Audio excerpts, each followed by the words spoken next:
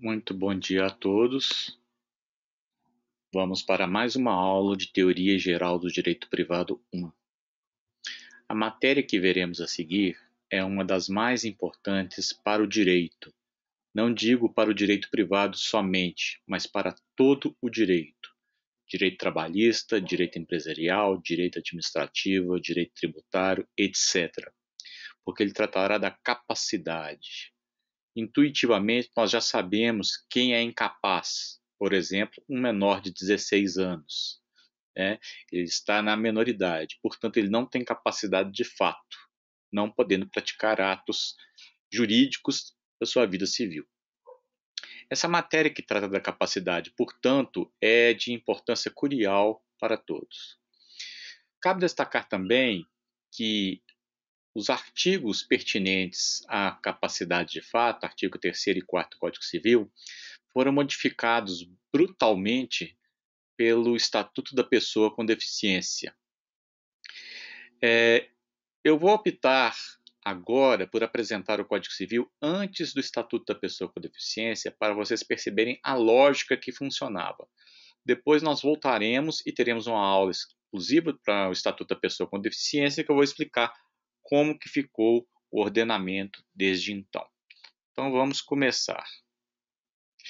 A capacidade de fato. Aqui nós temos capacidade de fato por oposição à capacidade de direito.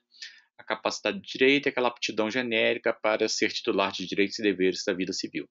A capacidade de fato, ela é diferente e ela é mais próxima à ideia de autonomia da vontade. A autonomia da vontade é a possibilidade da pessoa fazer normas para si mesma. Vamos lembrar lá no início das aulas, quando se falava que persona significa máscara ou papel social. Esse papel social implica em construir normas para si mesmo. Porém, como papel social, a autonomia nasce no e do diálogo. Não há autonomia como autossuficiência, em que o indivíduo solipsista realiza todos os atos da vida civil. Não, a autonomia vai nascer no diálogo e do diálogo. Por exemplo, se eu for a um médico e quiser me consultar, faça consulta. O médico me dá duas opções, ou tratamento medicamentoso ou a cirurgia. Somente na interação com esse médico é que eu vou poder exercer verdadeiramente minha autonomia, escolhendo qual o tipo de tratamento que eu quero ter. Portanto, a autonomia não é autossuficiência. A autonomia também pressupõe discernimento, aprendizagem, criatividade e inovação. A aprendizagem, por exemplo, ele é importantíssima para que a pessoa deixe de ser relativamente incapaz e se torne capaz, ou seja, absolutamente incapaz, para se tornar relativamente incapaz. Não que se vá aferir o grau de escolaridade da pessoa especificamente, mas o ordenamento pressupõe que maiores de 16 ou maiores de 16 e menores de 18 podem praticar alguns atos da vida civil, certo? Ou não praticar nenhum ato da vida civil sem um representante, no caso do menor de 16 anos. Vamos então observar a capacidade de fato, ou capacidade de ação e de exercício. É a aptidão para se exercer pessoalmente os direitos e deveres da ordem civil. Então agora será a própria pessoa que vai assinar o contrato de compra e venda, vai realizar a doação, vai realizar a locação, ela que assina o contrato, por assim dizer. Ela pratica pessoalmente os direitos e deveres da ordem civil. Ela que responde pelos débitos, ela que responde pelas dívidas, etc. Não há um representante nesse caso. Quando faltam ao indivíduo requisitos materiais para que esse exercício pessoal, ele decorre a incapacidade, que é sempre de fato.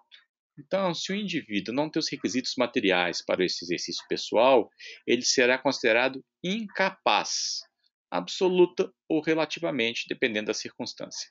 E essa incapacidade vai ser sempre de fato.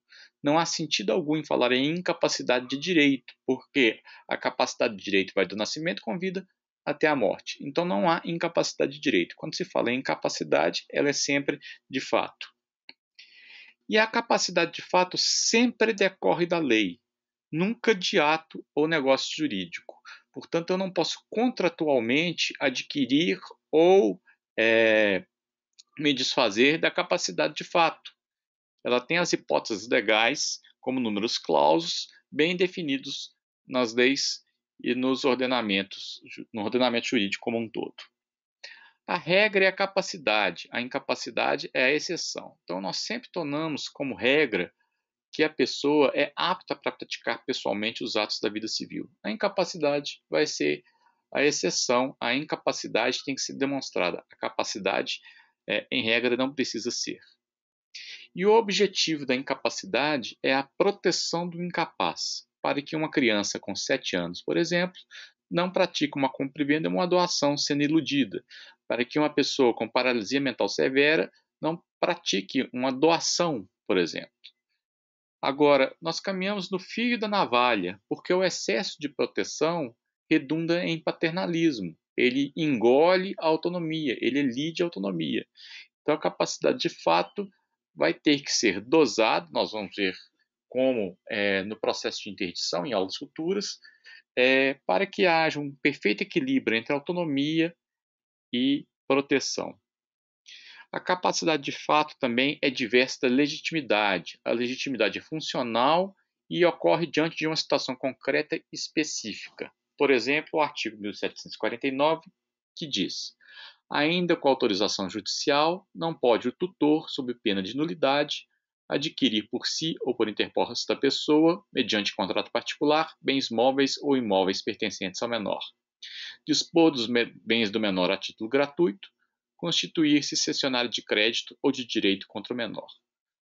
Então, a pessoa, o tutor que vai representar o menor, ele não pode, nem mesmo com autorização judicial, dispor dos bens do menor sob sua tutela a título gratuito. Isso para quê? Para a proteção do absolutamente incapaz, para a proteção daquele ente que não tem o discernimento pleno e que deve ser protegido, inclusive, contra eventuais atos do tutor, como a disposição gratuita de seus bens.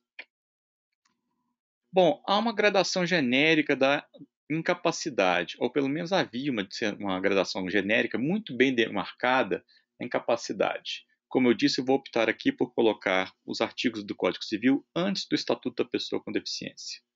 Então, nós temos os absolutamente incapazes, que estão no artigo 3º do Código Civil Brasileiro, e os relativamente incapazes, do artigo 4º do Código Civil Brasileiro. O regime geral da incapacidade está nos artigos 1728 a 1783 do Código Civil Brasileiro. Eu peço que depois vocês leiam. Bom, como estava a capacidade de fato antes do Estatuto da Pessoa com Deficiência? Você tinha no artigo 3º os absolutamente incapazes, que eram os menores de 16 anos, por questão de idade, lembrando que a autonomia demanda maturidade, então se pressupõe que o menor de 16 anos não está apto a praticar pessoalmente os atos da vida civil, devendo ser representado ou pelo poder familiar, pelos pais com poder familiar ou pelo seu tutor. Os que por enfermidade de deficiência mental não tiverem o necessário discernimento para a prática desses atos, por exemplo, uma pessoa com paralisia mental severa, não tem discernimento algum para praticar um ato da vida civil, vai ser representado por um curador, e os que mesmo por causa transitória não puderem exprimir sua vontade, como por exemplo uma pessoa em coma profundo, um coma reversível, mas em coma profundo. Ela pode ser considerada absolutamente incapaz, sendo representada por um curador. Quanto aos absolutamente incapazes, são incapazes relativamente a certos atos ou a maneira de os exercer, os maiores de 16 e menores de 18. Aqui está bem clara a gradação. Aqui nós falamos dos menores de 16 anos, agora nós falamos de maiores de 16 e menores de 18 anos. Os ébrios habituais ou alcoólatras, os viciados em tóxicos e os que por deficiência mental têm o discernimento reduzido, portanto, aqui se fala deficiência mental quando não há discernimento algum para a prática dos atos, ele é absolutamente incapaz. Quando ele tem o discernimento reduzido, ele é relativamente incapaz. os excepcionais sem desenvolvimento mental completo e os pródigos. Pródigos são aquelas pessoas que, por patologia, gastam demais. Não são simplesmente pessoas que gastam muito, mas aqueles que gastam demais de uma forma compulsiva, contumaz e incondizente com o seu patrimônio. A capacidade dos indígenas será regulada por legislação especial. A nossa lei que protege os índios, que trata do Estatuto dos Índios, ainda é da década de 70. A representação e assistência. Tutor versus curador. O tutor trata de menores incapazes, tem o dever de proteger e educar. Há um tutor quando o menor não tem pais dotados de poder familiar. Por exemplo, o pai e a mãe morreram de acidente do carro, ou o pai morreu e a mãe teve um acidente vascular cerebral e não pode praticar atos da vida civil.